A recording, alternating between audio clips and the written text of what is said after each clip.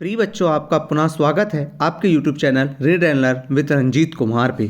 आज हम लोग करने वाले हैं कक्षा 8वीं सामाजिक विज्ञान का प्रोजेक्ट कार्य। आप लोग कैसे करेंगे हम उस पर आज चर्चा करेंगे और आपको यहाँ पर हम लोग करके भी दिखाएंगे कि कैसे आप सामाजिक विज्ञान का प्रोजेक्ट कार्य जो आपको प्रदान किया जाएगा स्कूल से वह कैसे कर सकते हैं। तो यहाँ पर आप देखिएगा बहुत अच्छे से। उसके पहले अगर प्रिय बच्चों आप इस चैनल पर नए हों तो प्लीज़ चैनल को सब्सक्राइब कर लीजिए, क्योंकि आपके जो भी कक्षाएं हैं उन सभी कक्षाओं से रिलेटेड हम सभी प्रकार के वीडियो आप लोगों के लेके आते हैं, जिससे कि आपका अधिक से अधिक फायदा हो। तो चलिए प्रिय बच्चों हम लोग यहाँ पर स्टार्ट करते हैं कि आप लोग कैसे प्रोजेक्ट कार्य को कर सकते हैं।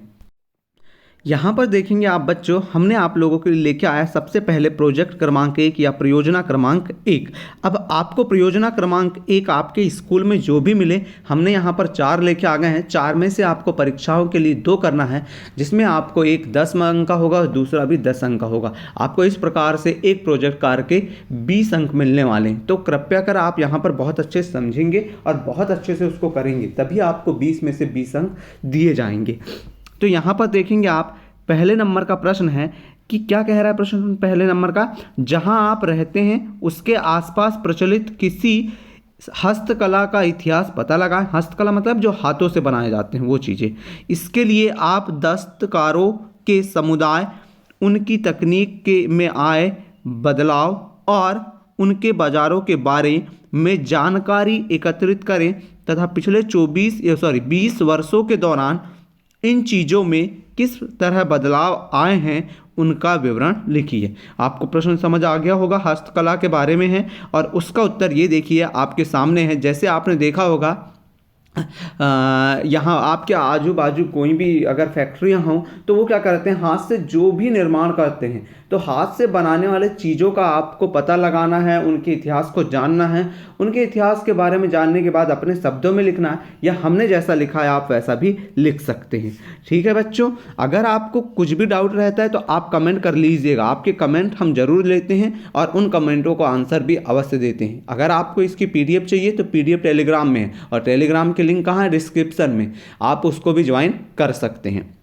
तो आगे बढ़ते हैं हम लोग बच्चों। ये हमारा पहला प्रश्न हो गया। इसी प्रकार हमने परियोजना नंबर 2 भी लिया है, जिसमें आप लोगों को यहाँ पर देखिए बहुत अच्छा प्रश्न है ये भी। भारत के स्वतंत्रता संग्राम में भाग लेने वाले कम से कम 3 स्थानीय स्वतंत्रता सेनानी के बारे में पता करना है।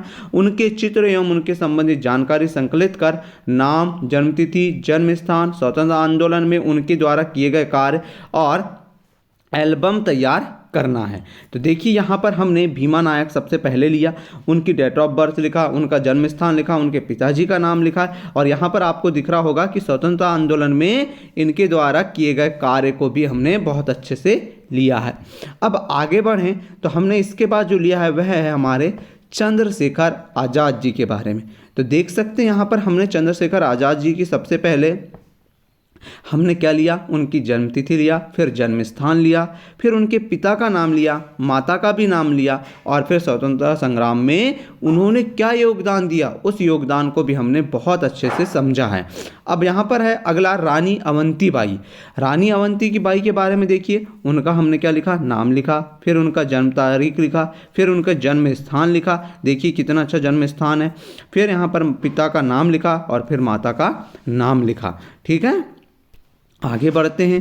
उसी प्रकार जब हम लोग आगे बढ़ते हैं तो यहाँ पर उनके द्वारा किए गए कार्यों को भी हमने बहुत अच्छे से समझाया है। आप यहीं पर बहुत अच्छे से इसी प्रकार से लिखिएगा और यही लिख के जमा कीजिएगा, आपको पूरे में से पूरे अंक दिए जाएंगे। आपके कोई भी शिक्षक हो वह आपको पूरे में से पूरे अंक ही देंगे।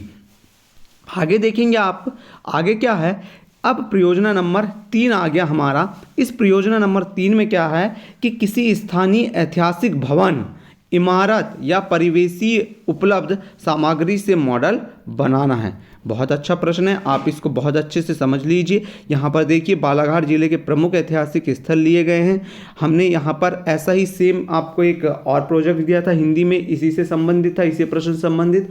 आपने उम्मीद है उसे भी कर लिया होगा। अगर नहीं किया है तो आप चैनल के प्लेलिस्ट में जाके जानकारी 2022 लिखा है, उस प्लेलिस्ट में जाके आप पूरे वीडियो देख सकते हैं। और हमने पूरे कक्षाओं के और सभी कक्षाओं 6वीं 7वीं 8वीं के सभी प्रोजेक्ट कार्य बना दिए हैं, इसी चैनल में डाल दिया गया है है वीडियो, आप उन्हें भी देख सकते हैं। अगर उनकी पीडीएफ चाहिए तो टेलीग्राम में ज्वाइन हो जाइए, टेलीग्राम में लिंक अवेलेबल है, मतलब डिस्क्रिप्शन में, वहाँ से आप पूरी पीडीएफ डाउनलोड कर सकते हैं। पर प्लीज़ अगर आप चैनल में नए हो तो प्लीज़ चैनल को सब्सक्राइब अवश्य कर लीजिए। अगर आप सब्सक्राइब करते हो तो आगामी जो भी जानकारी, आपको पता है कि आपके आगामी पेपर हैं, तो आप उन पेपरों में कैसे अच्छे अंक प्राप्त कर सकते हैं, हम आपको वही मोस्ट इंपॉर्टेंट क्वेश्चन हूबहू पेपर जैसे ही आपको दिलाएंगे। इसके लिए प्लीज़ चैनल को सब्सक्राइब अवश्य कीजिएगा, क्योंकि आपको पेपर चाहिए और पूरे में से पूरे अंक चाहिए, तो यही चैनल आपको दिलाएगा। ठीक है, आपने पिछले वीडियो में भी देखा होगा अर्धवार्षिक में कि हमने पूरा का पूरा सेम पेपर आपको दिलाया था। प्रयोजना नंबर क्या है, अब 4 आ गया है। अब आपके क्षेत्र में पाई जाने वाली किन्हीं 2 जनजाति समुदाय से संबंधित जानकारी व चित्र संकलित कर दिए गए बिंदु के आधार पर विवरण लिखिए। जैसे भोजन, वेशभूषा, पहनाव, गहने, उगाई जाने वाली फसलें, प्रमुख उद्यम, मनाए जाने वाले त्यौहार, खेती के तरीके, उपयोग लाए जाने वाले औजार और सामाजिक रीति रिवाज। आपको समझ आ गया होगा। तो अब आपको क्या करना है, यहाँ पर देखिए हमने सबसे पहले बैगा जनजाति लिया और गोंड जनजाति लिया।